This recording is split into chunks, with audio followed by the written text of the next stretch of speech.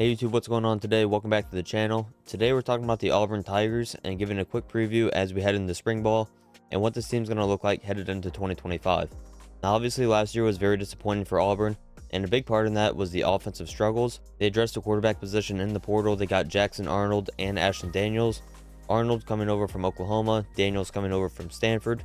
Two pretty good options in my opinion, and either way you're going to have a new quarterback this year, which I think is very good. You also have Deuce Knight, who is a 5-star quarterback. I forgot to highlight him, but all the highlighted players are transfers or incoming recruits.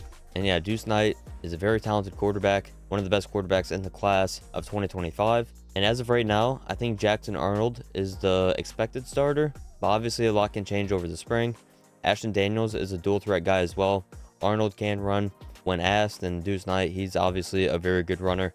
He's one of the best dual threat quarterbacks in the class.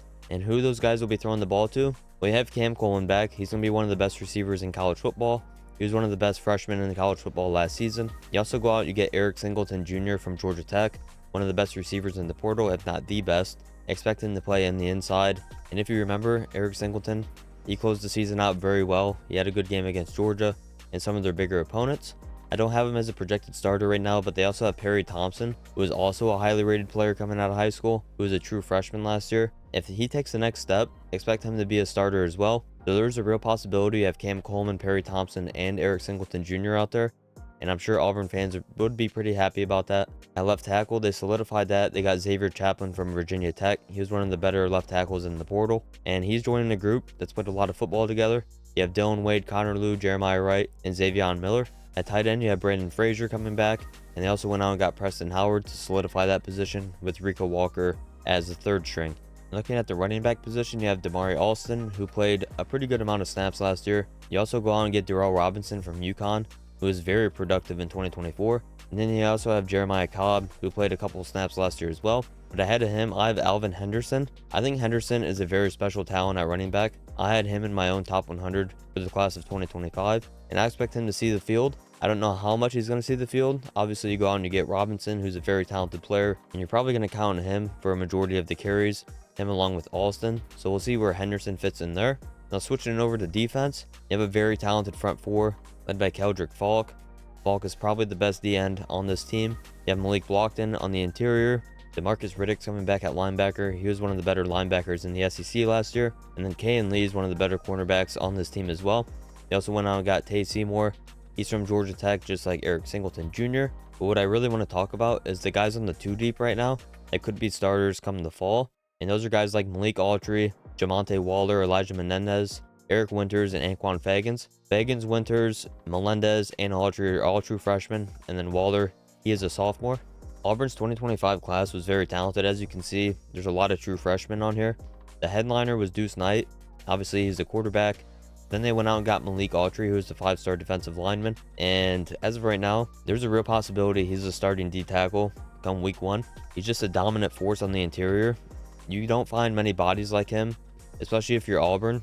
You know, you guys got to go up against Georgia, Alabama, LSU, Florida, Miami, schools like that for these big-time defensive linemen. And Auburn got one of them. I expect him to be a pretty big impact player as a true freshman. Along with him, I think Eric Winters and Anquan Fagans could easily see playing time in the secondary. These are two of the best safeties coming out of high school this year. And sometimes there's just too much talent to keep off the field, and I think that could be the case. Overall, I expect Auburn to be a very much improved team, especially on defense. I think there's a lot of talent here. We've been talking about how good Auburn recruiting has been. A lot of people have been these last couple of seasons. Now it's time to put it all together. I think defensively, they will put it together. Offense, obviously, it's going to be heavily reliant on how good the quarterback transfers are. And I think Jackson Arnold has the ability to take this offense to the next level. Now, flipping it over to the schedule, you start out at Baylor on the road against a Big 12 opponent. And I think this is a pretty good test for Auburn. You're going up against a middle-of-the-pack team in the Big 12. So it's not a gimme game by any means. You're probably going to be favored. And it's a game you need to win. If you don't win this game, there's going to be a lot of heat on Hugh Freeze. Losing a non-conference game with the schedule that they have in the SEC. Obviously, you don't want to lose any games, but losing a non-conference game with a hard SEC schedule is never ideal. And then you play Ball State and South Alabama. 2 games you should expect to win. And then you go on the road to Oklahoma and on the road to Texas A&M. And then you get a bye week. You play Georgia, Missouri, on the road at Arkansas. You get Kentucky at home, and then on the road at Vandy. So out of those games, what games should you win? Right now, I'd say Oklahoma, right? You took their quarterback, and Oklahoma has a lot more question marks than you do. I think you can throw Missouri in there, at Arkansas, Kentucky, and Vandy. All those games are winnable. Going on the road to Texas A&M is going to be very difficult, and playing Georgia is always a challenge. Are they winnable? Yes. Would I say Auburn's going to win those games right now? Probably not, but there's certainly a stretch of games there that they can win and maybe pull 4 or 5 wins from that stretch before they play Mercer and then obviously Alabama at the end of the season. So right now, Auburn's season win total set at 7.5 for the over-under, and I think that's pretty reasonable. You look at the schedule, you have Baylor, Ball State, South Alabama. They're probably giving you those 3 wins. At Oklahoma, that should be a win as well. Probably not Texas A&M, so you're sitting at 4-1. Georgia 4-2. Missouri is probably a toss-up. We'll come back to that one. And then they're probably giving you wins against Arkansas, Kentucky, Vanderbilt. So that's giving you 7 wins, sitting at 7-3 right now if we give you the loss to Missouri. And then that 8th win is going to come against Mercer. They're sitting at 8-3, and they're probably giving you the loss to Alabama at 8-4. Now, if you start out with a loss against Baylor, obviously that changes the whole complexion of the season and what you can accomplish. But I think going 8-4 would be a pretty good successful season for Auburn in 2025. Obviously, the fan base probably wants to see 10 wins, especially with how much talent they have on their roster right now. But Auburn fans, let me know down below what you guys think.